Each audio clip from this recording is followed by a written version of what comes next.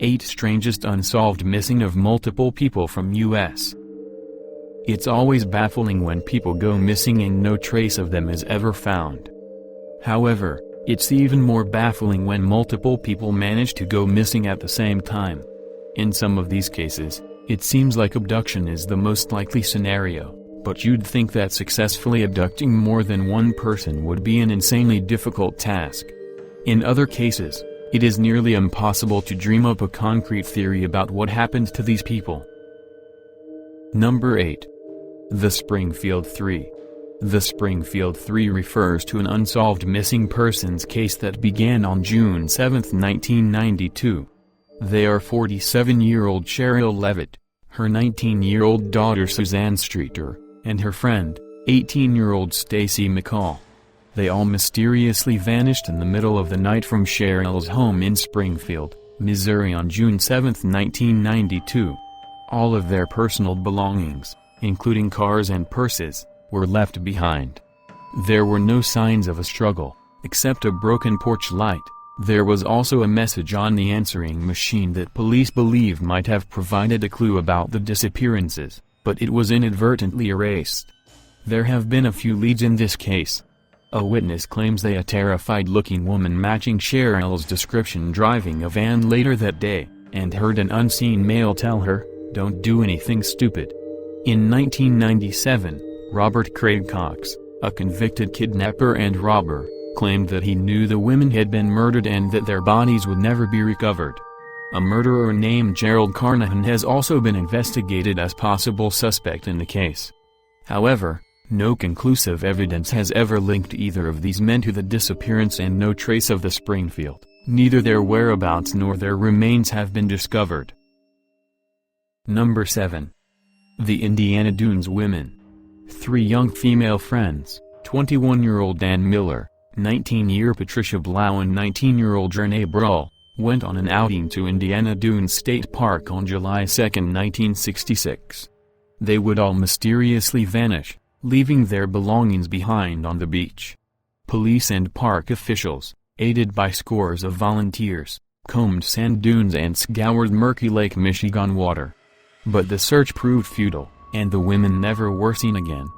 During the original investigation, a reconstruction of events leading to the disappearance determined the 3 women drove the 60 miles to the park from their homes in the Chicago area in Miller's car, arriving about 10 a.m., blending easily into a crowd estimated at nearly 9,000 that Saturday, the first day of the holiday weekend. They attracted only a smattering of attention, mostly from a couple near where they parked their belongings on a dune. Their abandoned beach blanket, still strewn with a yellow robe, a jar of tanning lotion, transistor radio and other items, alarmed the couple enough to alert a park supervisor when the women didn't return by evening.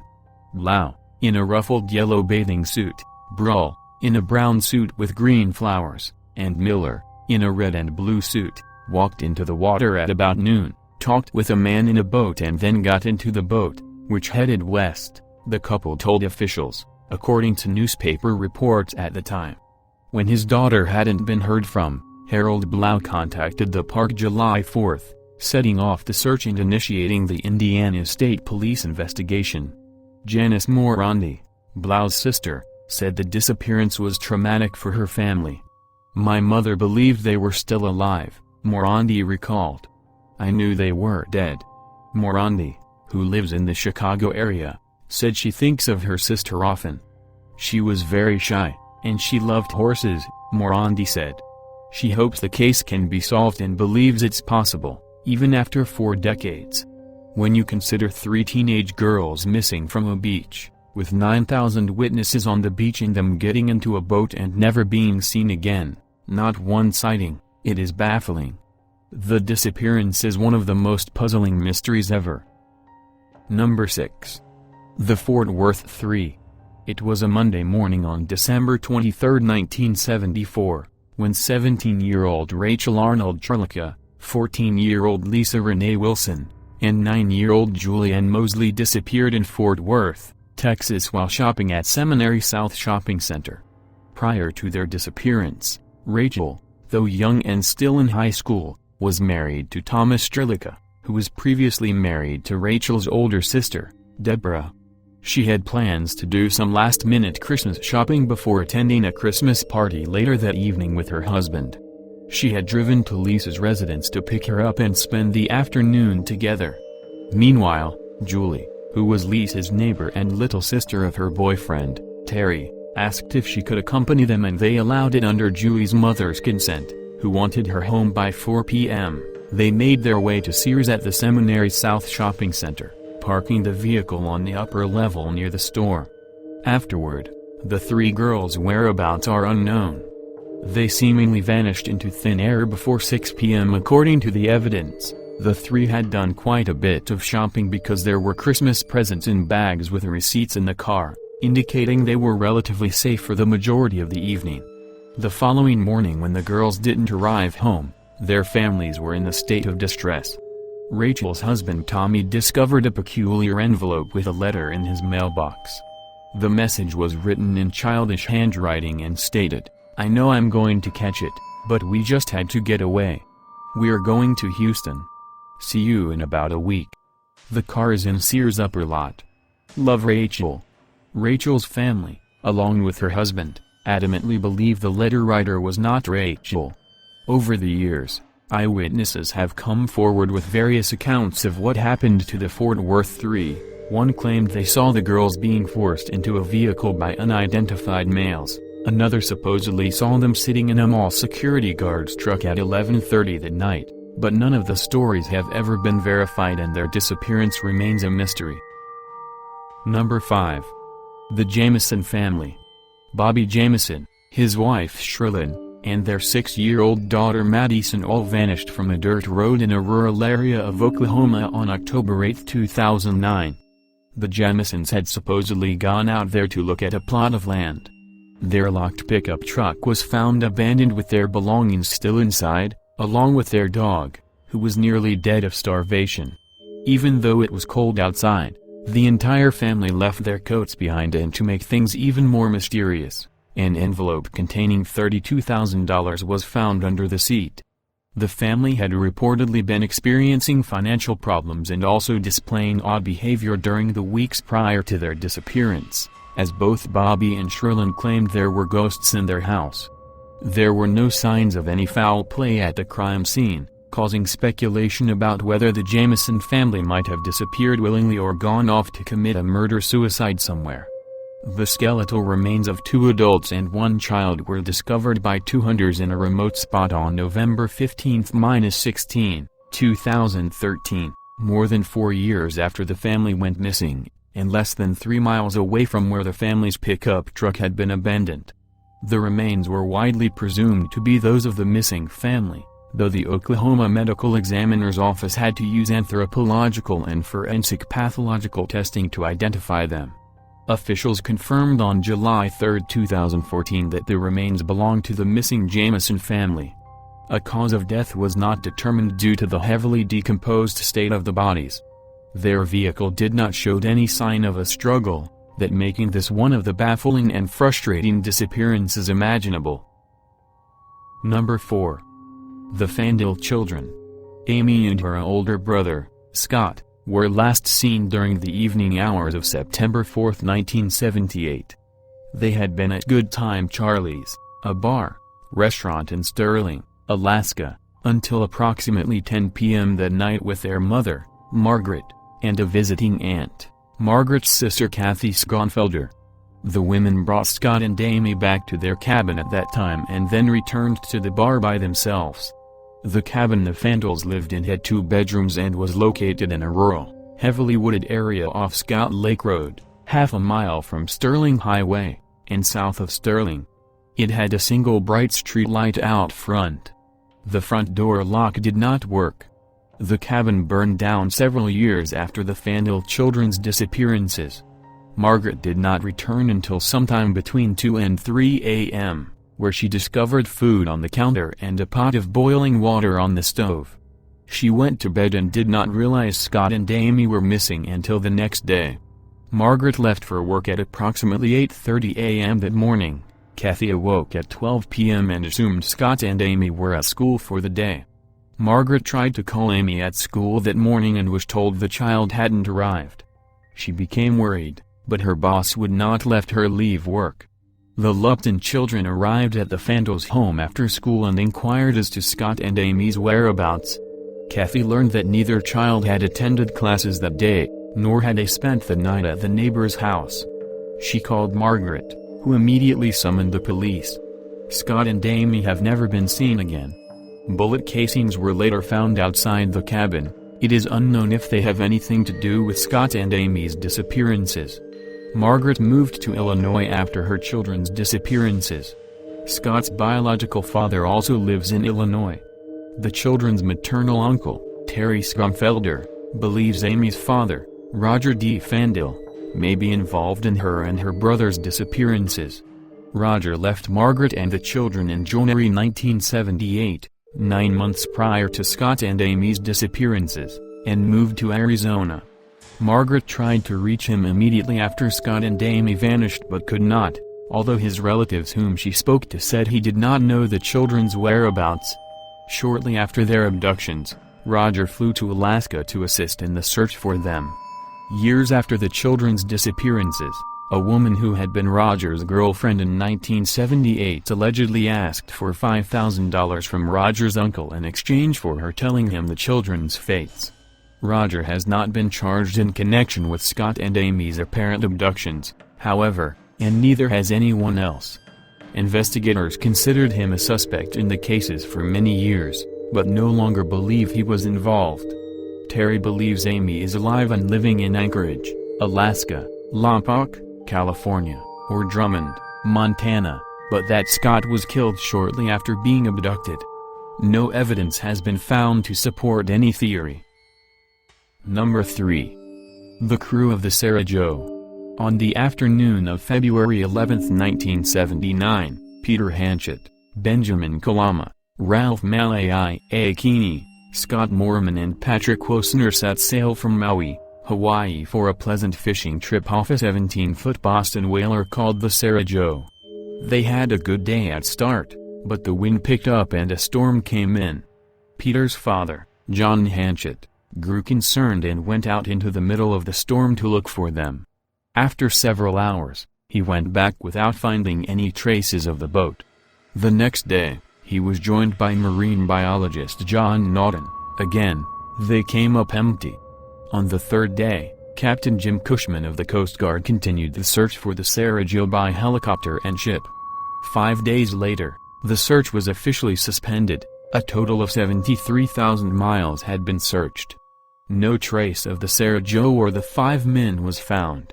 On September 9, 1988, John Naughton was on a wildlife expedition to a deserted atoll called Taongi approximately 2,000 miles from Maui, a part of the Marshall Islands, when he discovered a small boat washed on shore. Based on looking at the boat, he could tell it was registered in Hawaii. Several feet from the boat, he found a shallow grave with a human jawbone protruding from a pile of rocks. The Coast Guard linked the boat to the Sarah Jo and dental records proved the jawbone was part of the remains of Scott Moorman, one of the missing Sarah Jo fishermen.